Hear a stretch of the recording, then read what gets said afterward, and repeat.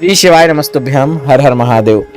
छत्तीसगढ़ के भिलाई के जयंती भाई स्टेडियम में गुरुजी पंडित प्रदीप मिश्रा जी के द्वारा शिव पुराण कथा शुरू हो गई है, जो कि 17 से 23 अगस्त तक आस्था यूट्यूब के माध्यम से दोपहर के 1 बजे से 4 बजे तक श्रवण की जा सकती है।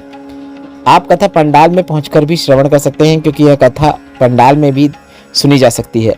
आज की कथा की संपूर्ण जानकारी के साथ साथ 21 अगस्त सावन शुक्ल नवमी का उपाय भी हम आपको इस वीडियो में बताएंगे, इसलिए आप वीडियो को अंत तक जरूर देखें। अगर किन्हीं कारणवश आपने 20 अगस्त चौथे दिन की शिव पुराण कथा, जो कि छत्तीसगढ़ भिलाई में चल रही है, उसे श्रवण नहीं कर पाए हैं, तो पूरी कथा का रास्ता तो आपको इस छोटे से वीडियो से प्राप्त होने वाला है।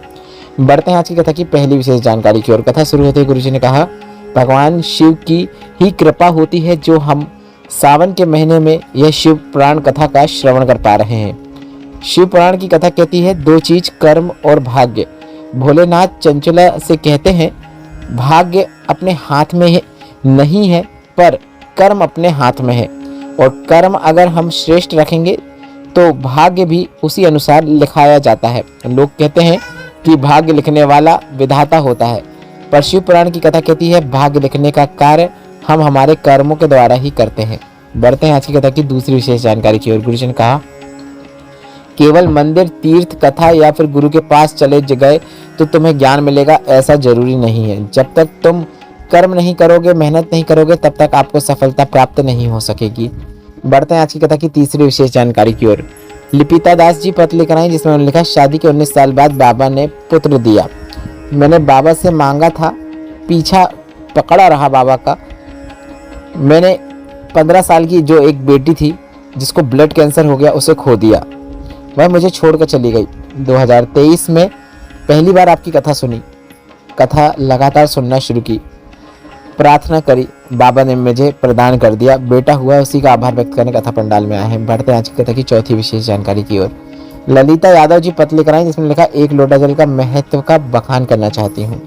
शादी के 22 साल हो गए थे, पर संतान सुख नहीं हुआ। डॉक्टर को दिखाया, कई जगह गोद भी भराई, पर कहीं से कोई लाभ नहीं हुआ। तब पहली बार आपकी कथा के बारे में पता चला, और आपकी कथा के लिए पहली बार मैं घर से निकली और पंडाल में पहुंच गई। आपकी कथा 2022 से सुनना शुरू किया। यहीं जयंती भाई स्टेडियम में बैठकर आपकी कथा सुनी। पंडाल की मिट्टी को हमने गर्व से लगाया।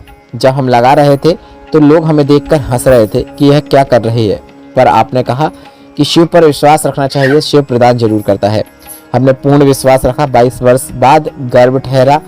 हमें पता भी नहीं चला। गर्भवती होने के 6 महीने बाद हमें गर्भ में बच्चा होने का पता चला, क्योंकि मेरा रजोधर्म 4 महीने, 6 महीने या फिर 12 महीने में आता था। पेट में भारीपन महसूस हुआ, तब डॉक्टर को दिखाया तो डॉक्टर भी हैरान थे। डॉक्टर ने कहा, यह चमत्कार हो गया है, गर्भ में संतान है, मैंने स्वस्थ बच्चे को जन्म दिया है, उसी का आभार व्यक्त करने कथा पंडाल में आए हैं। बढ़ते हैं आज की कथा की 5वीं विशेष जानकारी की ओर। गुरुजी ने कहा, जो बच्चे कंपटीशन एग्जाम की तैयारी कर रहे हैं, 1-2 नंबर से रह जाते हैं, हम उनसे कहना चाहेंगे, सुबह 1 लोटा जल भोलेनाथ को मंदिर में जाकर चढ़ाना शुरू करो। भोलेनाथ की कृपा होगी और जीवन में सफलता निश्चित प्राप्त होगी। यह उपाय कम से कम 3 महीने करके देखिए, लाभ जरूर देखने को मिलेगा। बढ़ते हैं आज की शिव पुराण कथा की 6वीं विशेष जानकारी की ओर। कौशल्या जी पत्र लेकर आई, जिसमें उन्होंने लिखा, शिव पुराण कथा सुनी और शिवलिंग पर जल चढ़ाना शुरू किया। बाबा ने टूटा घर बनवा दिया। बेटा 2018 से सरकारी नौकरी की तैयारी कर रहा था, पर 1-2 नंबर से वह रह जाता था। बेटे को 1-2 लोटा जल शिवलिंग पर चढ़ाने को कहा। बेटे ने कहा, क्या ऐसा करने से नौकरी मिल जाएगी?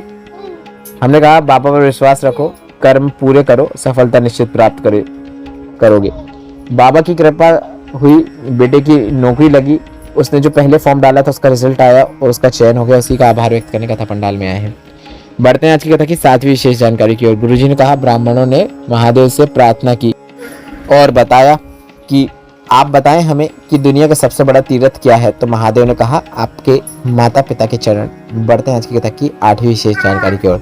डली साहू जी पत्र लेकर आई, जिसमें उन्होंने लिखा, मेरी बेटी को बच्चा हुआ और उसका वजन 1 किलो 750 ग्राम था। दिल में उसके डॉक्टर ने छेद बताया और कहा कि ऑपरेशन करना पड़ेगा। हमने डॉक्टर से दवाई ली और सीहोर आ गए। सीहोर से रुद्राक्ष लेकर मिट्टी लेकर आए और रुद्राक्ष जल बच्चे के शरीर में लगाना शुरू किया, मिट्टी भी लगा दी। इसके बाद जांच कराई तो छेद भर गया, उसी का आभार व्यक्त करने कथा पंडाल में आए हैं।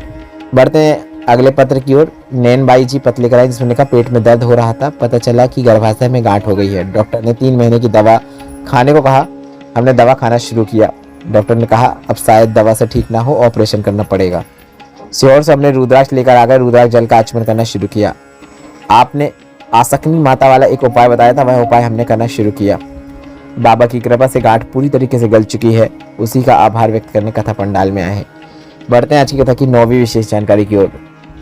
कल है 21 अगस्त, श्रावण शुक्ल 9वीं शुक्रवार का विशेष दिन है और इस दिन आप रोग मुक्ति के लिए सावन का संजीवनी उपाय कर सकते हैं। यह उपाय शुक्रवार के दिन किया जाता है। शाम के समय प्रदोष काल में आपको बेलपत्र के वृक्ष के नीचे जाना है और 108 बार भगवान का कोई भी नाम जाप या फिर मंत्र जाप करना है। आप 108 बार श्री शिवाय नमस्तुभ्यं बोल सकते हैं या फिर नमः शिवाय या फिर ओम नमः शिवाय या फिर जो मंत्र आप बोलना चाहें। आप बोलना चाहें मन ही मन तो महामृत्युंजय मंत्र का भी स्मरण कर सकते हैं। यह एक विशेष जानकारी है जो कि सावन के शुक्रवार का जो दिन होता है उस दिन किए जाने वाला विशेष उपाय है, जिसे आप कल करके अधिक से अधिक लाभ प्राप्त कर सकते हैं। सावन में कुछ ही दिन शेष हैं, बचे हुए सभी दिन विशेष हैं, इसलिए आप यह सरल और आसान उपाय जरूर करें। बढ़ते हैं 10वीं विशेष जानकारी की ओर।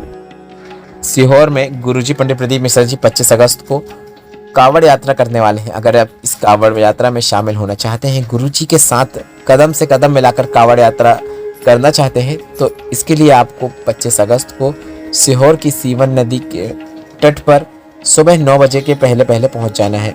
पूरा सामान, हर सामग्री सब आपको स्वयं लाना है।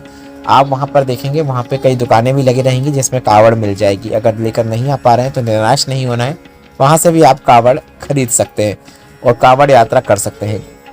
लगभग 9 से 10 बजे यात्रा शुरू होती है, जो कि सीहोर कोबरेश्वर धाम 1 से 2 बजे तक पहुंचती है, क्योंकि 11 किलोमीटर लंबी यात्रा रहती है। गुरुजी स्वयं पैदल चलकर यह यात्रा करते हैं, आप भी कर सकते हैं। और कोबरेश्वर धाम पहुंचकर केदारशिला में जल अर्पित कर शिवलिंग पर जल अर्पित करके यात्रा को पूर्ण किया जाता है और भोलेनाथ की कृपा प्राप्त की जाती है। तो यह उपाय, यह यात्रा आप 25 अगस्त को कर सकते हैं। बढ़ते हैं अगली जानकारी की ओर। 11 से 17 सितंबर तक कुचराय बरेली में शिव पुराण कथा होगी। 20 सितंबर से 26 सितंबर तक अग्रवाल धर्मशाला में शिव पुराण कथा होगी। इसके बाद 13 अक्टूबर से 17 अक्टूबर तक नेवाली बड़वानी में शिव पुराण कथा होगी। 30 अक्टूबर से 5 नवंबर उत्तर प्रदेश में शिव पुराण कथा होगी। 24 फरवरी से 2 मार्च 2027 तक सिरसा हरियाणा में शिव पुराण कथा होगी। पर नवंबर से लेके फरवरी के बीच में और भी शिव पुराण कथा होगी, जिसकी जानकारी गुरुजी ने अभी नहीं दी है, पर गुरुजी ने कहा उसकी जानकारी हम आप तक जल्द ही पहुंचा देंगे। इस वीडियो में बताई गई जानकारी से संबंधित जितने भी आपके मन में प्रश्न हैं, वे सभी प्रश्न आप कमेंट बॉक्स के जरिए पूछ सकते हैं। मेरे द्वारा दी गई जानकारी अगर आपको थोड़ी सी भी उपयोगी लगी है तो इस वीडियो को लाइक करके कमेंट बॉक्स में श्री शिवाय नमस्तुभ्यम या फिर हर हर महादेव जरूर टाइप करें। श्री शिवाय नमस्तुभ्यम, हर हर महादेव।